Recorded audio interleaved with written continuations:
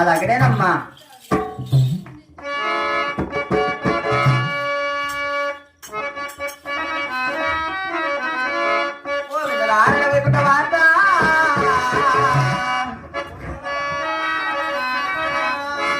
బంగారి కొలువులు ముట్టుకొడవాలి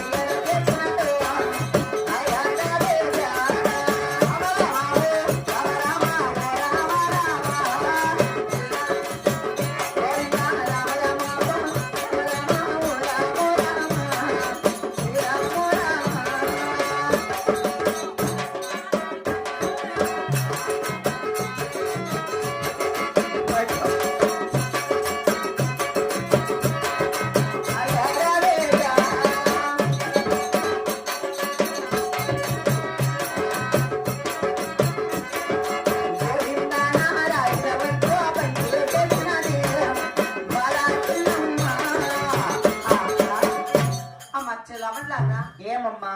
చూడమ్మా, మన పిల్ల దగ్గర సెలవు తీసుకొని ఆ 7 ఎకరాలు తెలిసిన కావులు వెళ్ళాను.